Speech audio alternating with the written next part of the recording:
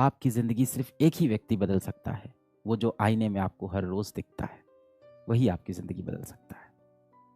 दुनिया तो आपसे कहती है कि आप सही वक्त का इंतज़ार करो, पर मेहनत आपसे कहती है कि हर रोज़ अपना वक्त लाने के लिए प्रयास करो, हर रोज़। और ये बात समझेंगे कि ये जितने भी डिस्ट्रैक्शन हमारे अगल बगल हैं, ये डिस्ट्रैक्शन नहीं है, ये क्या है? बीमारियां हैं।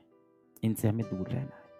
जब कोविड आया था, हम लोग मास्क पहन के इसीलिए जाते थे ना कि बीमारियों से बचना है, क्योंकि हमें पता था ये बहुत जानलेवा बीमारी है। पर ये जितने डिस्ट्रैक्शन टहल रहे हैं, ये भी तो जानलेवा ही है। आपकी ज़िंदगी ही तो तबाह कर रहे हैं। ये आपको सफल होने से रोक रहे हैं। आपको एक हारा हुआ, थका हुआ, डिप्रेस्ड, जिसके सपने सब छीन लिए हैं, एक ऐसा व्यक्ति बना रहे हैं। जीत की हवस नहीं, किसी पे कोई वश नहीं, क्या जिंदगी है ठोकरों पे मार दो। मौत अंत है नहीं तो मौत से भी क्यों डरे, ये जाके आसमान में दहाड़ दो। जीत की हवस नहीं, किसी पे कोई वश नहीं, आपका अपने मन पे वश नहीं है, क्या जिंदगी है ठोकरों पे मार दो। ऐसी जिंदगी जीने का क्या मतलब है? मौत अंत है नहीं तो मौत से भी क्यों डरे, ये जाके आसमान में दहाड़ दो। जीवन का कोई भरोसा नहीं है, मौत कभी भी आ सकती है। पर जिस वक्त मौका है, आप क्या चाहते हो? आपके मन में क्या रहे?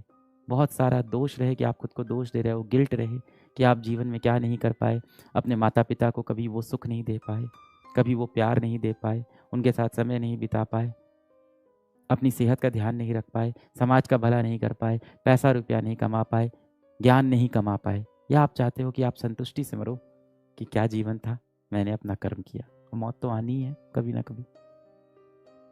जिस दिन आप ये सोच लोगे ना कि आपकी मौत कल आ सकती है, उस दिन आप अपने जीवन में सही कर्म करने लगोगे। मेरी सारी दुआएं, सारी विशेष आपके साथ है। फिर मिलेंगे अगले संवाद में, आपसे ऐसी कुछ बातें मैं और करूंगा।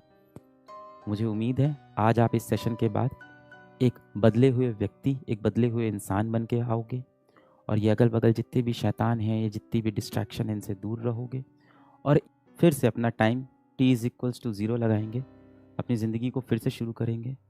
आपके अतीत में जो गलतियां हुई, उनको अब आगे नहीं दोहराएंगे, और अतीत के बोझ को लेके हम आगे नहीं बढ़ेंगे, क्योंकि वो हमें हमारा भविष्य सुधारने में मदद नहीं करने वाला। मुझे कोई खास दिक्कत नहीं दिख रही है, सिर्फ एक ही जगह दिक्कत है, और उस दिक्कत का नाम है जो आपको बीमारियां हो गई हैं। उन बीमारियों को जड़ से भगाएंगे। आज माता पिता की शरण में जाएंगे, भगवान की शरण में जाएंगे आज हम लोग। जैसा कि ये बच्चा भी आया था, आपको मोबाइल का इस्तेमाल नहीं करना है, कलयुग के जो शैतान हैं इनसे दूर होना है, रात को समय पे सोने की कोशिश करनी है। यदि आप देर रात तक पढ़ाई करते हैं तो वो सही है, क्योंकि इस जिंदगी में सबसे ऊपर कर्म है। अगर कर्म कर रहे हो अपना, तब तो कोई दिक्कत नहीं। पर कोई ऐसी वैसी आप चीज़ें कर रहे हो जिससे आपका समय खराब हो रहा है, तो वो नहीं करना है। अक्सर आंख बंद करते हैं, नींद नहीं आती है, मन बहुत चंचल होता है। अभी मैं पिछले बैच में भी बता रहा था कि मन हमारा एक नवजीवित पशु जैसा होता है। एक नवजीवित पशु जो होता है, जब आप देखो घोड़े का बच्चा होता है, तो वो इधर उधर भागता रहता है, क्योंकि उसके ऊपर कोई लगाम नहीं लगाता। इसी तरह से जो आपकी इंद्रियां हैं, आपका जो मन है, उसके ऊपर कोई लगाम नहीं लगाता। वो इधर उधर कहीं भी भागता रहता है। आंख बंद करो, बहुत सारे ख्याल आते रहते हैं। पर उसी घोड़े पे आप देखो, जब एक इंसान लगाम लगा देता है, उसके ऊपर बैठ जाता है, तो वो जो भी निर्देश दिए जाते हैं, वो घोड़ा उस चीज को फॉलो करता है। ऐसे ही आपको अपने मन के ऊपर लगाम लगाना है, कंट्रोल करना है, वश में लेना है अपने मन को। इस दुनिया को जीतने से पहले अपने मन को जीतो। अगर आपने अपना मन जीत लिया, तो दुनिया जीतने से आपको कोई नहीं रोक सकता। मेरी सारी दुआएं, सारी विशेष आपके साथ हैं।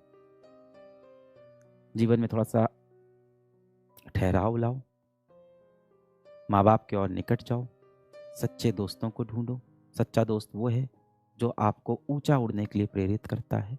सच्चा दोस्त वो बिल्कुल भी नहीं है जो खुद गड्ढे में खिड़ा हुआ है और आपका पैर पकड़ के भी खींच रहा है कि आप भी गड्ढे में आ जाओ। पर हाँ, यदि वो गड्ढे में गिरा हुआ है तो आपको पैर छुड़ा के आगे नहीं जाना है, आपको हाथ नीचे गड्ढे में दे के उसे भी ऊपर लेके आना है, क्योंकि एक दिन आपका बुरा समय आएगा तब वो भी आपकी मदद करेगा। ये आपका कर्तव्य बनता है। भगवान के थोड़े निकट जाएंगे।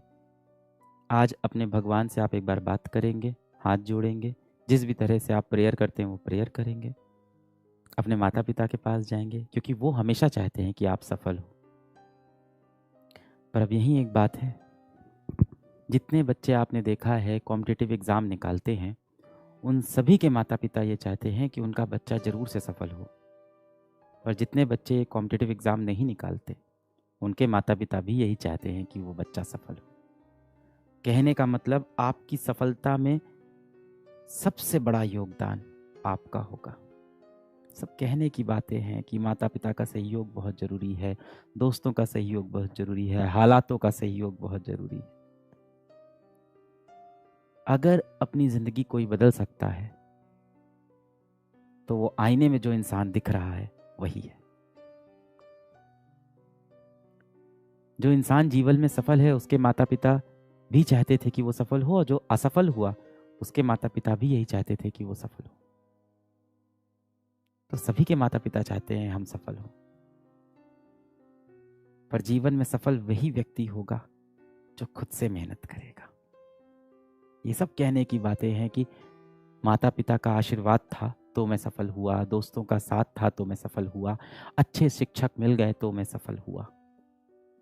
इन सब का कहीं ना कहीं महत्व है जीवन में, पर सबसे ज्यादा महत्व है कि आपने अपने जीवन में कितना तप किया, कितना परिश्रम किया।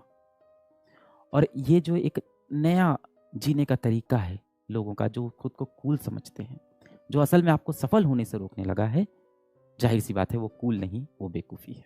पढ़ाई करते रहें। All the very best.